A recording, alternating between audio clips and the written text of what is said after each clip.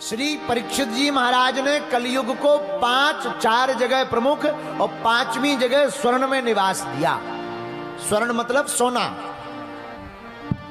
लेकिन परीक्षित जी को ही श्राप मिल गया। किस बात का? जाओ, तुमने हमारे पिता का अपमान किया, हमारे पिता के गले में मरा हुआ सर्प डाला है। जाओ परीक्षित जी, आपको भी आज से ठीक 7वें दिन तक्षक नामक नाग के काटने से तुम्हारी मृत्यु हो जाएगी। अब तो परीक्षित जी डर गए। भैया, मौत से तो सब कोई डर जाता है। 80-85 साल के बुढ़े से भी पूछो, कहो दादाजी मरना है? बोले हम तुम्हारे बाप के बैल छुड़ा रहे हैं क्या? हैं? वो भी नहीं मरना चाहते। भैया, मौत बड़ी विचित्र चीज है, कोई मरना नहीं चाहता। परीक्षित जी को भय सताने लगा। हमने संत का अपमान किया तो श्राप मिल गया, 7वें दिन तक्षक नामक नाग काटेगा। अब हमारी मुक्ति कैसे होगी? हम बचेंगे कैसे? बोलो सीताराम। गंगा के किनारे पहुंच गए। बड़े बड़े अमलात्मा विमलात्मा महात्मा परीक्षित जी के पास आए। भैया, कोई बोला भजन करो, कोई बोला तप करो, कोई बोला यज्ञ करो, कोई बोला भैया तुम दान करो, तुम्हारी मुक्ति हो जाएगी। पर एक उपाय किसी ने भी ठिकाने से नहीं बताया। लेकिन तब तक सामने से आहा 16 वर्ष की अवस्था, बड़ा प्यारा रूप, केस एकदम उखड़े हुए, बड़ा दिव्य तेज चंद्रमा की भांति चमकता हुआ चेहरा, खोड़स वर्षीय श्री सुखदेव जी भगवान का आगमन हो गया। बोलो सुखदेव भगवान की।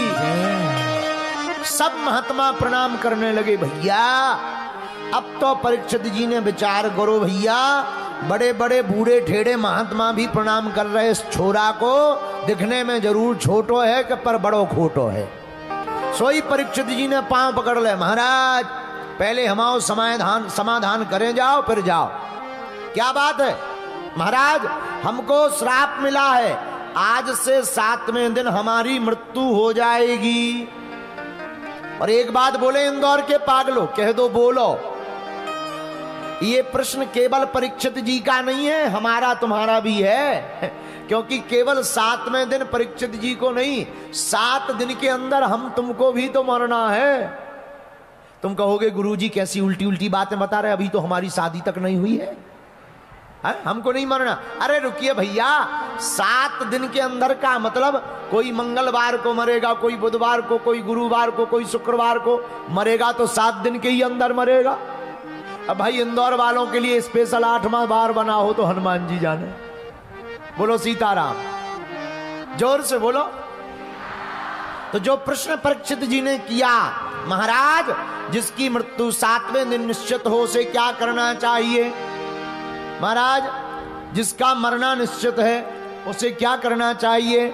इस प्रकार अनेक प्रकार के प्रश्न जब किए तो मुस्कुराते हुए सुखदेव जी बोले, राजन तुम बड़े चतुर हो, इकट्ठे प्रश्नों की झड़ी लगा दी। बोले महाराज, बुरा ना मानना, हमने सुना है महात्मा लोग एक घड़ी से ज्यादा कहीं पर भी टिकते नहीं हैं। बोलो सीताराम, जोर से बोलो। महात्मा लोग केवल गोदोहन काल तक टिकते हैं। और कहीं महाराज आप चले गए और हमारी समस्या का समाधान नहीं हुआ तो हमारा तो बेड़ा गर्क हो जाएगा। अब आप ही बताइए, हमको यह जो श्राप मिली है इसका उपाय क्या है और हमारा कल्याण कैसे होगा? पर भागवत में बड़ा प्यारा वर्णन आया। क्या वर्णन आया? कलयुग ने अपनी महिमा बताते हुए कहा था, यत् फलम नास्ति तपसा न योगेन समाधिना तत्फलम लभते सम्यक् कलौ के सब कीर्तना। कलयुग ने कहा था हमारे अंदर सब अवगुण हैं, पर हे परीक्षित जी महाराज, जो फल कलयुग में आपको तप से प्राप्त नहीं होगा, यज्ञ से प्राप्त नहीं होगा, ध्यान से प्राप्त नहीं होगा। मुस्कुराते हुए कलयुग ने कहा, परीक्षित जी, वह फल कलयुग में केवल गोविंद का नाम लेने से प्राप्त हो जाएगा।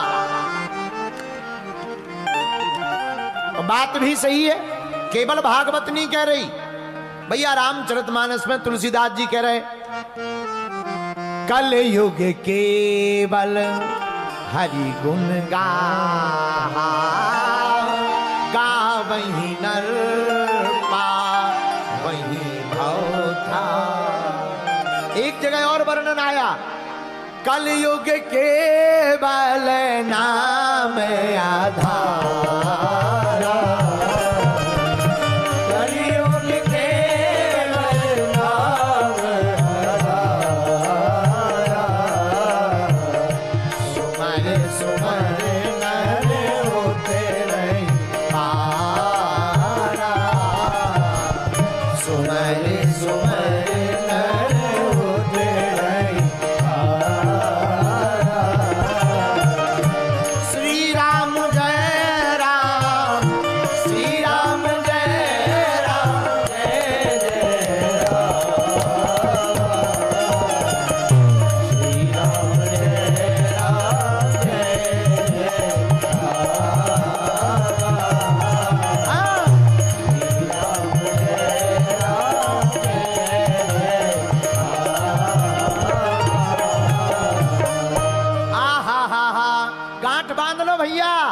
कलयुग में तुम तप ना कर पाओ चलेगा, ध्यान ना कर पाओ चलेगा, यज्ञ ना कर पाओ चलेगा, कुछ नहीं करना। क्या करना है? बोलो सीताराम, बोलो बोलो बोलो बोलो बोलो,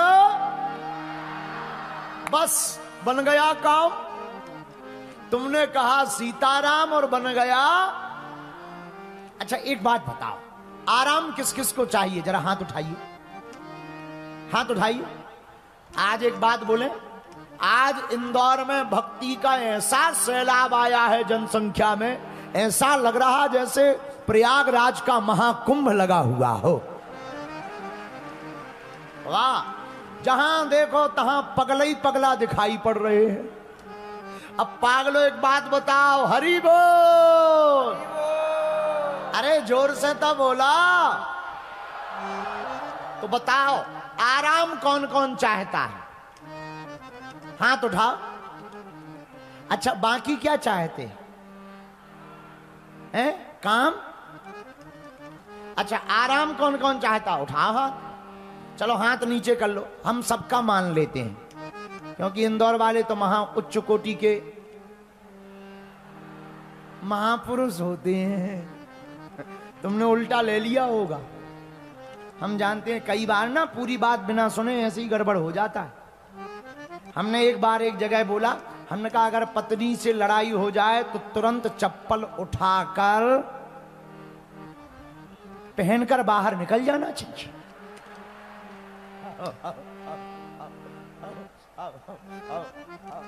लेकिन कुछ लोग इसी के बीच में जो है लफड़ा समझ जाते हैं, अर्थ का अनर्थ हो जाता है। बोलो सीताराम, जोर से बोलो। तो आराम किस किस को चाहिए जरा बताइए। ठीक है, अब हाथ नीचे कर। आराम की तलब है तो एक काम कर। आराम की तलब है तो एक काम कर, आ राम की शरण में राम राम कर। क्यों? कलयुग केवल नाम आधारा, ओ सुमर सुमर नर उतरहि पारा। कलयुग में केवल भगवान का नाम ही आधार है। कलयुग में भागवत में वर्णन आया, यत्फलम नास्ति तपसा न योगेन समाधिना तत्फलम लभते सम्यक कलौ केशव कीर्तना।